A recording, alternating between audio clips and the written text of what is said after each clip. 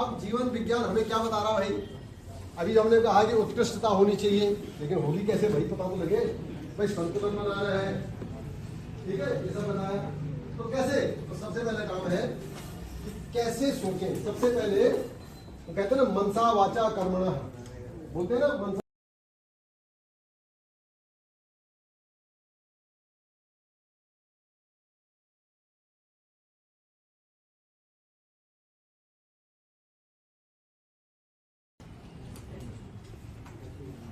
अब जीवन विज्ञान हमें क्या बता रहा भाई? अभी हमने कहा कि उत्कृष्टता होनी चाहिए, लेकिन होगी कैसे भाई? पता तो लगे भाई। संतुलन बना रहा है, ठीक है, ये सब बनाया तो कैसे? तो सबसे पहले काम है कि कैसे सोचें। सबसे पहले तो कहते हैं ना मनसा वाचा कर्मणा, बोलते हैं ना मनसा वाचा कर्मणा। तो सबसे पहले क्या होता है? मन की बात आती है ना। ये मैंने एक एग्जाम्पल दिया था कि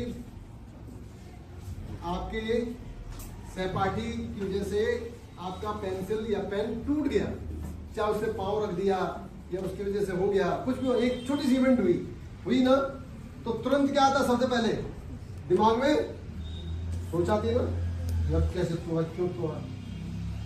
तो पहले क्या है? तो कैसे सोचें। तो अभी जो ये सोच रहे हैं कि मेरा पेन तोड़ दिया, क्यों तोड़ दिया, तो कैसे सोचना है वो भी बात करेंगे। तो पहले सोच आएगी, सोच के बाद क्या होगा? पेन तोड़ दिया, मैं क्यों तोड़ दिया, तो दूसरा सोचना क्या शुरू हो गया? तो कैसे व्यवहार करना है? क्या ऐसे ही व्यवहार करना है? तो क्या हमारे जीवन विज्ञान हमें ये बता रहा है? अभी हमारे पास जीवन विज्ञान की समझ नहीं है, इसलिए ये हो गया, और जब समझ हो जाएगी तो ये नहीं होगा, कुछ और होगा। करेक्ट? फिर कैसे शांति से, खुशी से और स्वास्थ्य पूर्वक जिए। तो अगर आप योग करेंगे तो क्या खुश रह पाएंगे? कुछ देर बाद पश्चाताप भी होता है कि यार गड़बड़ कर दी, दोस्ती तो था मेरा और गलती से था, मुझे जान के तो नहीं किया था। करेक्ट कि नहीं? तो कैसे करें? और सबसे बड़ी बात, कैसे अपने अंदर अच्छे गुणों को बढ़ाएं या समाहित करें, ये सबसे इंपॉर्टेंट है।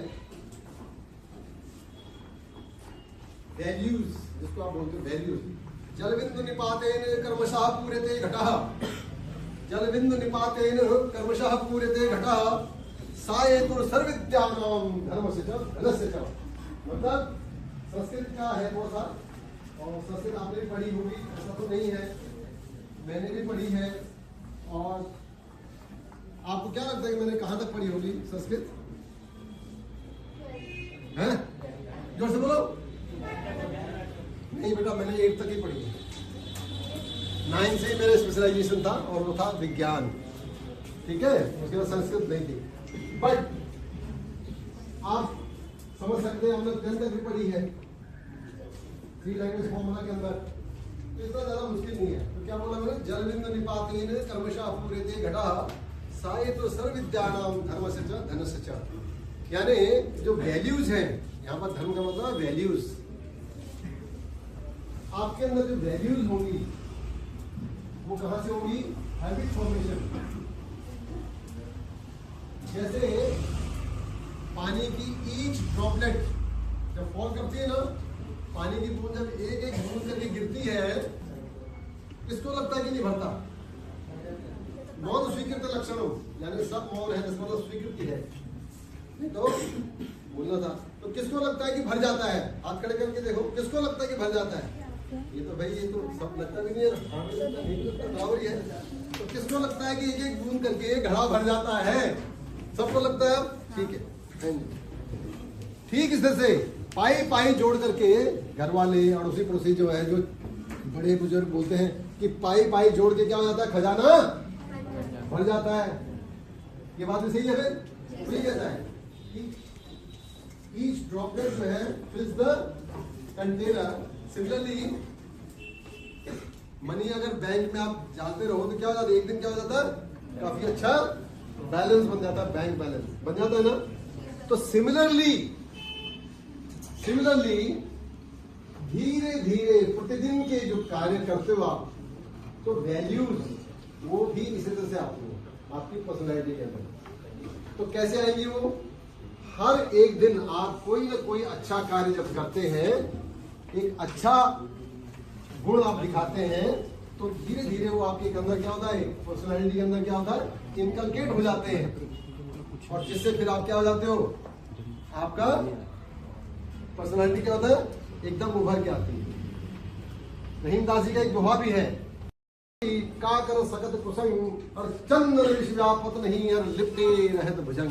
कहने का मतलब क्या है कि जब उत्तम प्रकृति का व्यक्ति बन जाता है, उसको कहीं भी कहीं कोई प्रॉब्लम नहीं आएगी। तो वो उत्तम प्रकृति कहां से होगी, वो जब आप इसको करोगे तब आपकी उत्तम प्रकृति होगी। कैरेक्टर है ना, character is what, nothing but habit formation. तो कैरेक्टर कहां से बनता है, हैबिट फॉर्मेशन। आपकी प्रत्येक दिन की आपकी जो हैबिट्स होती हैं, उन हैबिट से क्या होता है, कैरेक्टर डेवलप हो जाता है।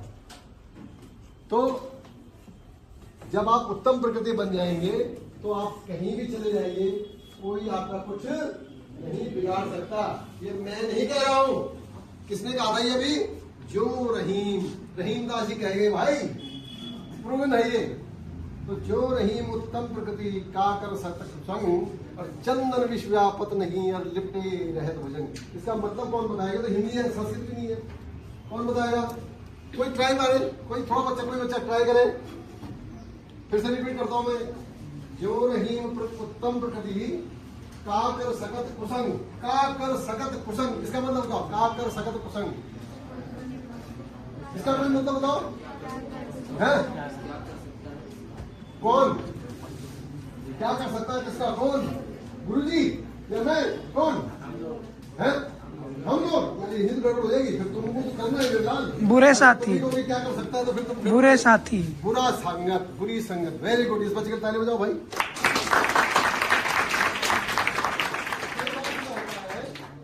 हम लोग ही एज ए टीचर, हमारे पेरेंट्स क्या कह देते हैं कि या हम भी कह देते हैं कि मेरे वहां तो वो गड़बड़ था, इसकी वजह से मैं भी उसके साथ हो लिया, इसलिए मेरे से गलती हो गई। ऐसा नहीं है। रहीमदास जी यही कहते हैं कि जब आप उत्तम प्रकृति के व्यक्ति बन जाएंगे, वो कैसे बनेंगे, उसके लिए मैं पहले बोल चुका हूँ जलबिंदु निपातिन वाला, कि जब आप डेली के हिसाब से आप हैबिट फॉर्मेशन जब कर देंगे, अच्छे गुणों को आप समाहित कर देंगे, तो आपकी उत्तम प्रकृति बन चुकी होगी। जब आपकी उत्तम प्रकृति बन चुकी होगी, तो फिर आप किसी भी माहौल में रहिए, कुछ भी कर लीजिए, वहां आपके ऊपर कुछ भी असर नहीं होने वाला। उसका प्रूफ दिया है फिर रहीमदास जी ने, चंदन विष व्यापत नहीं और लिपटे रहत भुजंग। भुजंग समझते हो, सांप और चंदन, तो सांप, हाँ वेरी गुड, समझ गए, बता मुझे सवाल। जैसे चंदन के ऊपर, जैसे चंदन के ऊपर सांप रहते हैं, वेरी गुड। वैसे हमारी बुरी संगत भी अगर अच्छी है, अगर बुरी संगत भी हम बैठते हैं, तो जैसे पाप से ग्रहण करो पर पापी से नहीं। अरे वाह, क्या बात है,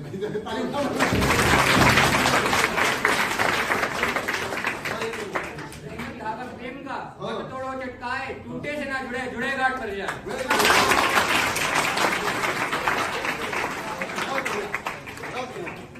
बहुत अच्छी बात है, वेरी गुड, यही चाहिए, ठीक है ना। तो कहने का मतलब क्या था, देखो मैं डॉक्टर जो आगे मैं वीडियो बनाता हूँ, वेरी गुड, बहुत अच्छी बात है। तो कहने का मतलब मेरे लाल, मैं पढ़ा तो नहीं रहा ना, नमस्कार, बस बातचीत करनी मिल रहा, पढ़ाई तो अपने हो जाएगी, केवल क्या करना है, बातचीत करनी। तो हम यह कह रहे थे कि चंदन में है ना, चंदन के ऊपर क्या होता है, आप लिपटे रहते हैं। क्यों लिपटे रहते हैं, किसी पे कोई क्यों लिपटता है, किसी पर क्यों चिपकता है, कोई क्यों चिपकता है आपका फ्रेंड। जिस दिन पैसे ज्यादा होते हैं जेब में, 10 फ्रेंड चिपकते रहते हैं, आसपास रहते हैं, उन्हें पता आज कुछ है इसके पास। तो चंदन के ऊपर सब क्यों लड़ते हैं, क्योंकि उसका शीतलता है, ठंडक देता है। वो जब कुछ देने वाला हो तो उसके पास लोग रहेंगे या जो भी रहेंगे प्रकृति में। और साथ में क्या है, वो दंश भी मार देते हैं ना, उनकी तो प्रकृति है ना, दंश मारता होगा। तो क्या चंदन पे कभी वो विष क्या तो वहां चढ़ा गया, कभी नहीं, पसंद नहीं होता उसमें। क्यों नहीं होता, क्योंकि उत्तम प्रकृति क्या है उसका, किसका, चंदन। इसलिए कोई और हमारे ऊपर तो ऐसा कोई चिपके हुआ भी नहीं, वो जो बुरी संगत है तो थोड़ी चिपकती, जैसे सांप चिपटे हुए उसमें, फिर भी हम कहते हम लपेटे में आ गए, ये तो गड़बड़ाते हैं। तो उत्तम प्रकृति बनाई, इसका मतलब आपकी उत्तम प्रकृति नहीं बन पाई, इसीलिए आप उसमें धकेले जा चुके हैं, अदरवाइज नहीं हो सकता, कुछ भी नहीं होगा, करेक्ट। और उसके साथ में तो अच्छी और बात बता दी वैल्यूज की, कि रहमत धागा प्रेम का मत तोड़े चटकाए, टूटे से ना जुड़े जुड़े गांठ पड़ जाए। तो ये क्लियर है, करेक्ट, ठीक है। तो कहने का मतलब क्या है, ध्यानम करो चेत क्वचित न कुर्वन्ति नलिनी दलम अम्बसः। कहने का मतलब क्या है, नलिनी दल समझते हो? नलिनी दल कमल का पत्ता, कमल कहाँ खिलता है? कीचड़ में, ठीक है। और पानी कभी देखा उसमें गिरते हुए? गिरा के देखो, वो टिकता नहीं। क्या बात है, उसमें टिकता नहीं। तो उसने यही कहा कि महापापादि पापानि गीताध्यागम करोति चेत् क्वचित् न कुर्वन्ति नलिनी दलम अम्बुसा। यानी कभी अगर हमसे कुछ गलतियां हो जाएं, ठीक है, लेकिन अगर हमने गीता का अभ्यास किया, गीता का अभ्यास मतलब एक श्लोक देखते समझ में आ गया, तो हमारी प्रकृति क्या होगी, उसका होने लगेगी। तो जिससे जब प्रकृति उसका होगी तो क्या उसको टच करता है ना, ठीक उसी तरह से जैसे टूट गया, जैसे कीचड़ को होते हुए भी जब उसमें पानी पड़ता है, कीचड़ होता है, उसके पत्ते चिपकता नहीं है, वो चिपकता। तो आप भी नहीं चिपकेगा तो कैसे कोई भी चीज। तो इसलिए क्या हुआ, जीवन विज्ञान का फर्क पड़ रहा है कि नहीं पड़ रहा है? अगर हमने सोचा कैसे जीना है, किस तरह से करना है, तो क्या होगा, इन सब चीजों से हम पे कोई असर पड़ेगा? अभी तक अगर आपने जो है वो चैनल को सब्सक्राइब नहीं किया है तो आप इसको सब्सक्राइब जरूर कर लें, ताकि आपको हर एक वीडियो जो है ऑटोमेटिकली आपको मिलते रहेंगे। और जब कभी भी किसी और साथी को, अपने बड़े भैया दीदी को, क्योंकि इस चैनल में मैं आपको 8वीं से लेकर के 12वीं क्लास तक के सारे कॉन्सेप्ट दूंगा, तो उनको आप देख सकते हो। अगर आप 10th में हो और ये 8th का है तो हो सकता है कोई ऐसा कॉन्सेप्ट आए जो आपको उस समय समझ नहीं आया था, अब जो है इसको देखेंगे तो समझ आ जाएगा। तो इसलिए उसको भी देख सकते हैं आप, छोटी क्लास का भी देख सकते हैं, बड़ी क्लास को भी आप देखना चाहते हैं। अगर आपका इंटरेस्ट ज्यादा है तो आप थोड़ा हायर वाली क्लास को भी देख सकते हैं। तो ये सब तभी पॉसिबल है जब आप सब्सक्राइब कर लेंगे चैनल को। और जब कभी भी दूसरे लोगों को भी जरूर हेल्प करें, उनको भी आप इनको शेयर कर दें ताकि उनका भी भला हो।